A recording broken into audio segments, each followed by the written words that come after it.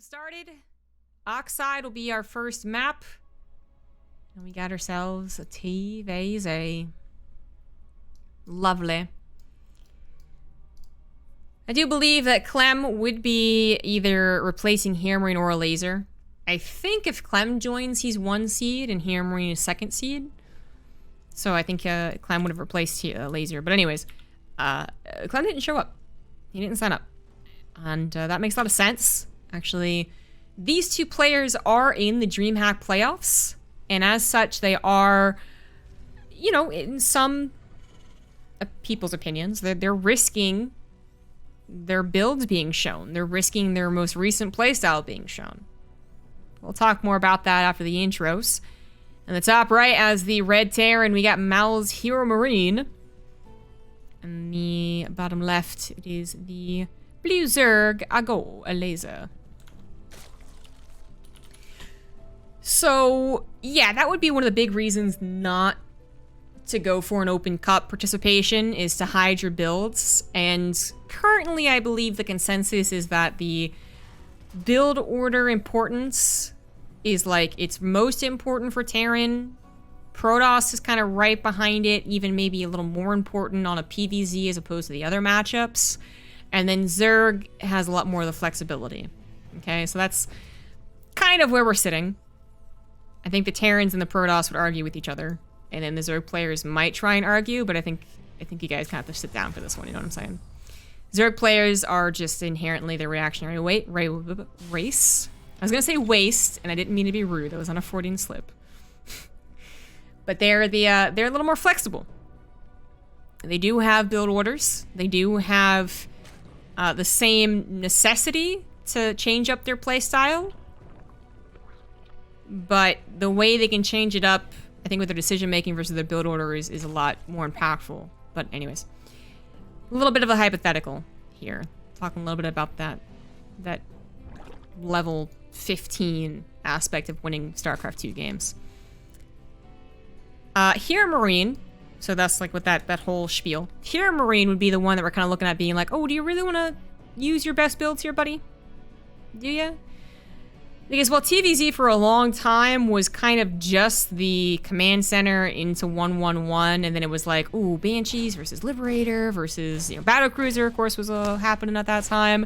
Things have really changed. If you're going to find out that your opponent is fond and very good at executing the 3cc build, which is not what HeRoMaRiNE's doing, so for a 2-1-1, then that could give you a lot of information. Whereas for HeRoMaRiNE, getting into Elazer's face and saying, can you handle a 2-1-1, isn't quite the same. I don't know, it doesn't have the same effects. But regardless, it might not be as important to HeRoMaRiNE as some other Terrans might make it out to be. But it might be very important to Clem. I guess maybe... Well, no, there's no way that HeRoMaRiNE knew he was going to be facing a Zerg player in the finals, but... Enough of that strategy talk. We got a 2-1-1 setup, as in 2 barracks and a factory, but it wasn't the 2-1-1 build that we would attribute to a Bjorn, for instance.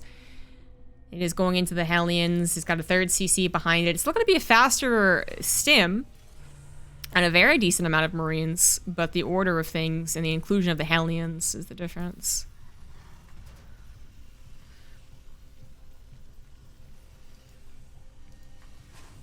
My cat is currently covering the mini-map, and I gotta tell you guys, you don't move a cat. People out there who aren't cat people are gonna be like, stop talking about your cat. Just move it. Just an animal. And then the cat people out there will be like, you don't do that. They'll know what I'm experiencing right now. Apollo, what are you doing? Apollo is being very needy today, I don't know why. I was on my phone while in bed, you know, waking up, as one does, scrolling through Reddit, and Apollo, like, literally would, like, push his head through, like, the little hole in my arms that were being made by holding the phone like he would usually do. And then he would, like, aggressively lick my face like a dog. Because he's kind of like a dog. And I like, so he only does that when he's really, really clingy. That's actually a damn decent amount of Hellions. So, stim is happening. 2 barracks are producing Marines, but actually going up to 6 Hellions. I guess he lost one. Oh, just now. There you go. Instead of what I thought was going to be 4. I mean, it's not that much more, but it's still a little bit surprising. Any amount of production on the factory to Hellions means that it's not producing a reactor for further barracks. But you can see why he has produced a decent number of Hellions. An armory is on the way. It is going to be an attack around 6 minutes.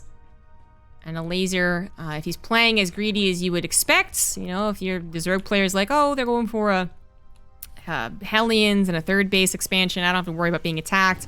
Or rather that the first attack will only be 2 medevacs and 16 Marines, then I don't have to worry about it. But the inclusion of Hellions and also Hellbats is actually a really big push. Really makes the attack a lot stronger. Wall is finished up, and that's all you need to deflect the Lings. The Hellbats have revealed themselves. Creeps are being cleaned up first and foremost. Can Elazer hold? His bailiness isn't quite done. He's got a damn decent amount of queens. He's got a couple of Lings to help out. The army's a little differently, a little segmented. Coming in from the left and the right side, but still good enough. The medevacs being able to both provide healing for the Marines and the Hellbats is really crucial there. Most of the Hellbats have disappeared, and the Marines are starting to get a little bit thin. They are going to be picked up, and they're going to skedaddle, but not a terrible attack. It did trade out. HeRoMaRinE, I guess, had to lift his 3rd CC, though, and that's kind of the downside of this. Ugh, okay, time to go, cat.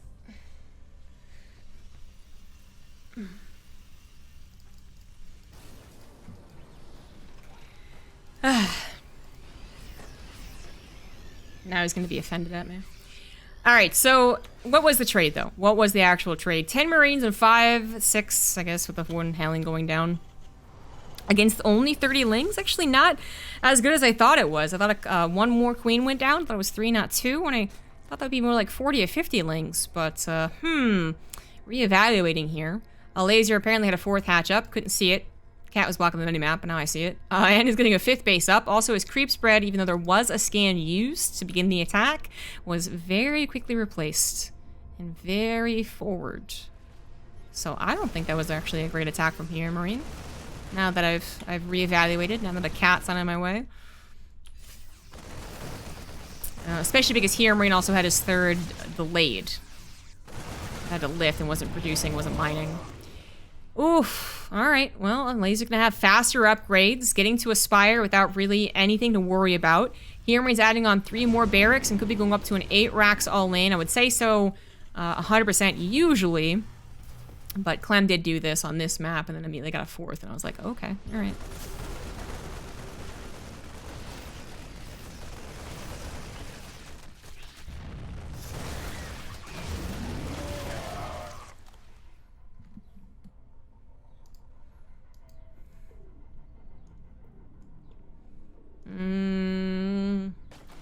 Mutas are now out. These drops not longed for this world. Well, 2 mutas isn't that scary. It's gonna be 9, then it's gonna be 14, then it's gonna be 20, and it's gonna be +1. Elazer has shown, I think, a pretty good improvement in this matchup, and it really is okay with sticking to a lair-based style. Oh my god, as soon as I complimented him. That was my bad. Elazer loses 2 mutas. Not really gonna want to jump on that army. Looked tempting. You see him go back for it, but he was like, actually, no, never mind. Needs more Banelings. That is all of HeRoMaRinE's army, pushing from his 3rd into Elazer's 5th, or even into his naturals. Getting a little bit scary. Creeps are being cleaned up with 2 scans. Tanks getting on the high ground, but not all of them are sieged quite yet. A last-minute split as the Banelings from the backside are very awkwardly timed. Elazer thought he was going to have a surround, but instead he just had a 50% fight into a 50% fight. Not ideal for the Zerg at all. And this was a disaster of a defense. Mutas running over Marines. That's gonna be it, I think. Elazer pulled all the triggers. That was everything he had. GG. HeRoMaRinE wins. Even after kind of an awkward start, I think the 8 racks hit more ferociously than Elazer was expecting. I actually think Elazer had the means to defend, but what he had to do was actually get settled, get together, you know, get everything prepared. And it was kind of a last second thing. He kind of found the army and was like, oh, no, can't do it yet. And he kind of made more banelings, and then he was like, I guess I'll go now. But it was awkwardly timed. Of course, there's fur in my face now.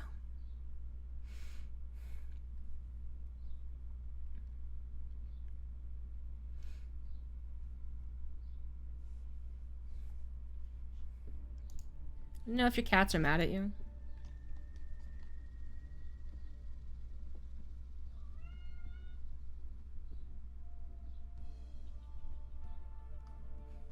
It's when they put your back.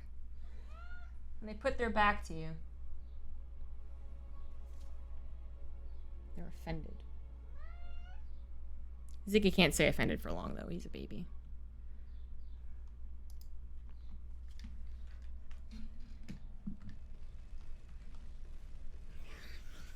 Game number 1 finished quicker than I anticipated. Let's see how game number 2 looks on Romanticide.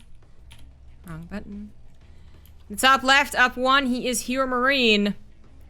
And on the bottom right, with the blue Zerg, it is Elazer.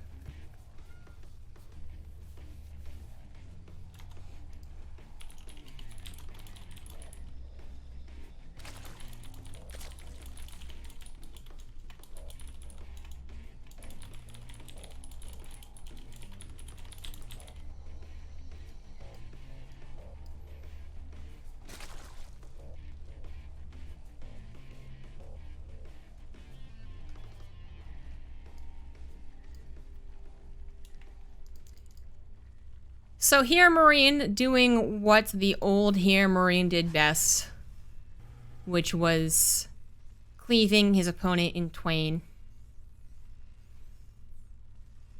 Going from like an okay game to like, oh, okay, I guess he was just winning. That's fine. But I do think Elazer was a little shocked by HeRoMaRinE's swift push down the middle of the map. He was kind of planning on using his mutas, he was chasing after a medevac, he was trying to cause some havoc on his opponent's side of the map, and instead got cut short. His attack paled in comparison to HeRoMaRinE, when HeRoMaRinE actually had everything together. And by the time Elazer was able to react appropriately, HeRoMaRinE had already cleaned up a lot and sieged up in a nice position. I will say that the 2 tanks being unsieged was not exactly ideal, right, for HeRoMaRinE, but that's also probably like almost like a bait.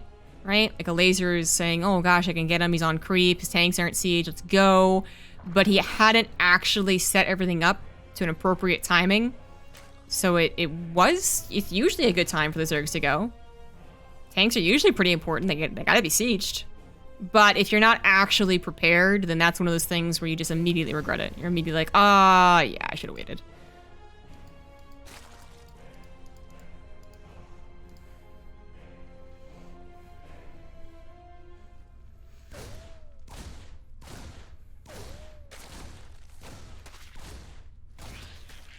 With that first game looking that way, I'm a little more on the HeRoMaRinE hype train. Maybe he's back to his old dominating form.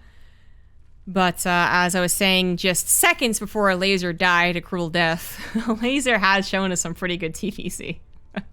I mean, his game 1 versus Clam and DreamHack was actually quite amazing. And even though he eventually did lose 0-2, it was still... Yeah, the score did not reflect the quality of the game. Of one of the games, anyways. Second game was on a Romanticide, and that did actually not go super well for Elazer, but a simple mistake into a repeated mistake. Well, speaking of mistakes, losing a Reaper to a Queen, not what you would want to have happen. HeRoMaRinE went to macro, I guess. Stopped controlling it, or didn't send it back far enough. It's pretty typical. I swear, whenever I micro Reapers, I think, you know, I'm like, micro. And then I think I'm pulling it back to like way over yonder. And then I look back as it dies over here, and I'm like, what the fuck? I'm pretty sure I told you to move. Anyways. Gonna be just a simple 1-1 setup, 1-on-1 setup into a Viking. So, very non-committed, very non-aggressive. The Lings, ooh, actually gonna be able to see this. Nicely done. Not only that, they're gonna see the 3rd CC and the lack of an armory. So while that could have been a 1-1-1 and then that's a Liberator on the way, right? And that's like a little bit scarier. That is a 3rd command center. If it's Liberator plus Hellbats, I should say, that is when it's really scary. A single Liberator isn't super scary. But anyway, seeing that it's not going to be Hellbats as well, even if this was Liberator, it would be easily dealt with. Seeing now that it's a Viking, well, Elazer is just going to have to deal with losing 1, maybe 2 Overlords. He's already pulling a lot of them back, though.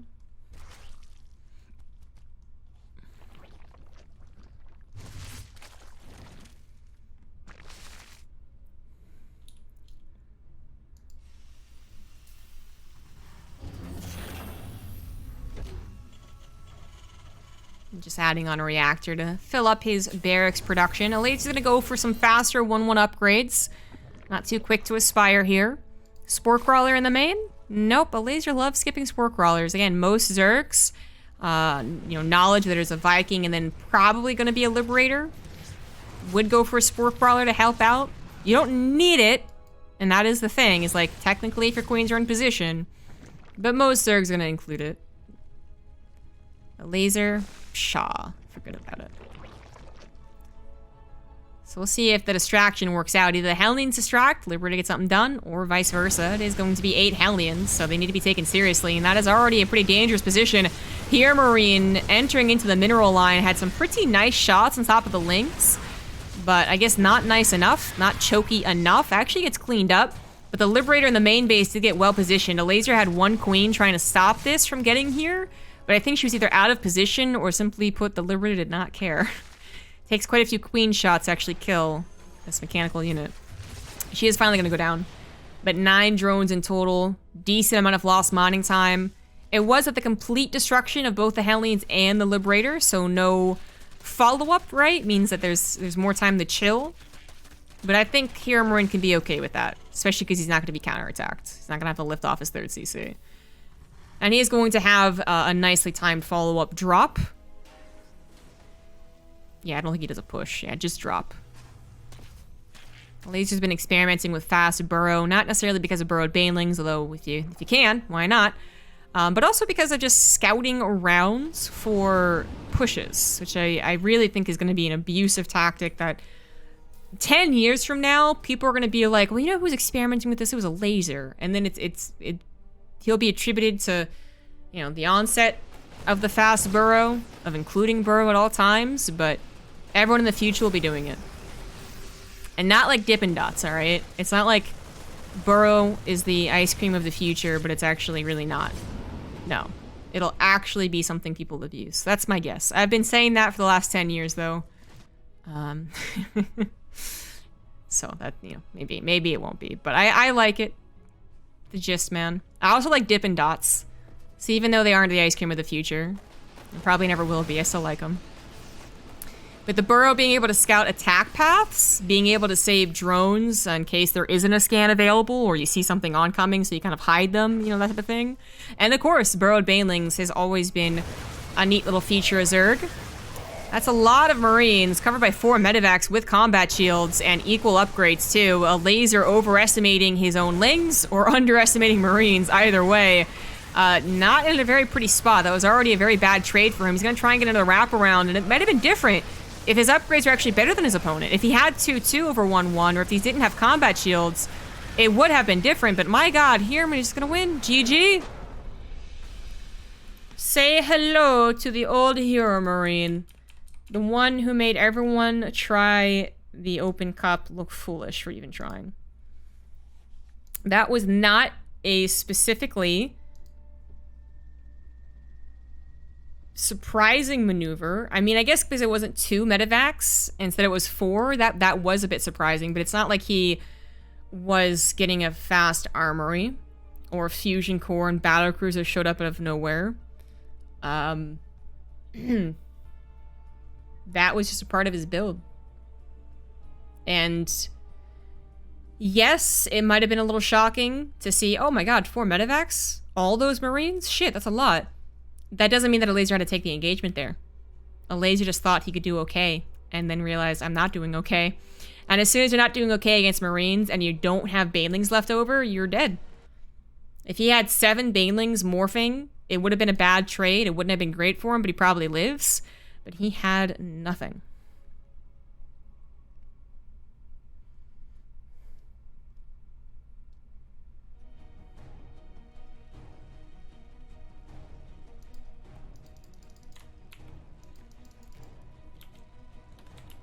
In the bottom right of Death Aura, now up 2-0, he is HeRoMaRinE. And the top left, as the blue Zerg, he is Elazer. You know, I gotta say, I should just stop complimenting Elazer. I was talking a big game about his burrow, and then like 10 seconds later he dies. I think I am truly caster cursing this guy. Ice cream of the future crap of today? Dippin' Dots are great. They're overpriced because they're a novelty, but they're great.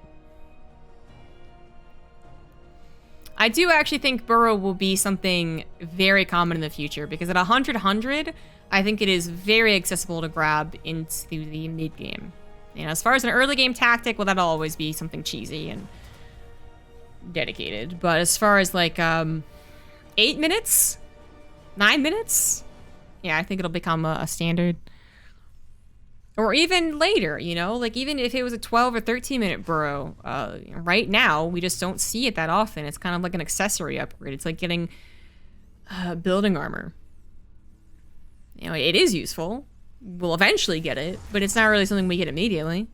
I think burrow is going to be better. Burrow is better than building armor. You know why building armor is kind of dumb? It's because banelings don't care about it anyways. So of course I'm talking about TvZ. But yeah, in TvZ, building armor is kind of dumb anyways. Well, it'll protect my planetary from a Ling surround. Well, if your planetary is dying to a Ling surround, you're already fucked up. Doesn't actually help you anymore against the banelings, because banelings have a structure attack. Isn't that lovely? Isn't that fun? Doesn't care about armor. Anyhow. Reaper coming out. Elazer, I wonder if he's going to do anything different. He has been known for his aggression, and I think it is better in ZVP and ZVZ. ZVT, I think rightfully so. Zerg players have kind of had some complaints about their lack of diverse aggression opportunities. That made me sound like I was describing a portfolio or something. Yeah, they just don't have a lot. It's not as effective. Like, they do have all-ins in this matchup, but yeah, it's not really plentiful. It's not as powerful. I think the ZVP all-ins can be a lot more clever and just can be a lot more effective. And their surprise factor and how many options the Protoss has, and also just feel like it's also one of those things that works out better if you're just like dedicated to it. Versus Protoss, if you're like, nope, I'm gonna make it work, yeah, I can see it working. Versus a Terran, you're gonna make it work against a tank on the high ground and 2 bunkers. I don't know. Anywho, I would think that Elazer changes something up, is what I was getting at. Like, maybe not being super aggressive, but he has now done 2 faster evolution chamber builds, which sometimes are beautiful, sometimes very helpful. We have seen against more typical 2 drops with no combat shields, the effectiveness of 1-1 against 0-0. But last game was not one of those effective builds. He was already up against 1-1, so it didn't really matter. So the other option is kind of just going into a faster Spire. Those are the 2 macro options that we see. HeRoMaRinE is also going to change up his build a little bit. Nope, actually back to the first build. So he's probably going to see an armory.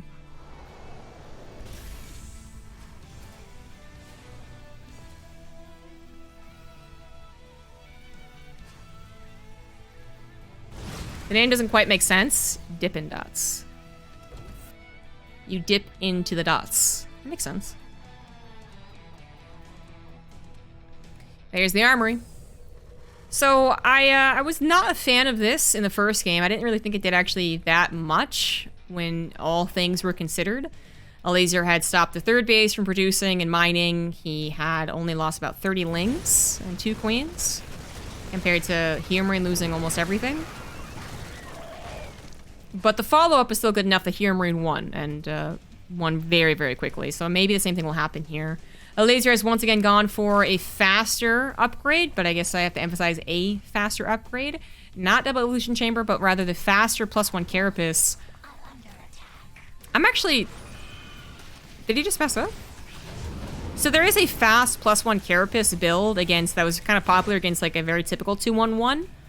The 2-1-1 where it's barracks factory starport. But that's supposed to kind of hit, like, that's supposed to finish around, like, 5:30, isn't it? So this almost looks like he just forgot the second evolution chamber. A bit odd. A bit mistimed on this one, but still ultimately faster than what HeRoMaRinE is getting. Now, HeRoMaRinE is actually adding on more barracks and going for a 2-base all-in follow-up, so it is a very different game indeed. How can Elazer hold against this one? He does not have Banelings. Banelings only just started, and this time the queens aren't as spread out in the first, as if they were in the first game. One queen immediately going down. The army of HeRoMaRinE also now is spread out, so it's not going to take as much damage from these lings, and, well, no more lings anyways. They all got barbecued. Now the queens fall, and this is just going to win the game, isn't it? This, yep, is just going to win the game. GG. 3-0. Look at that. HeRoMaRinE's back, man. He does not take any shit from the open cups. Well played. Elazer's going to have to work on that.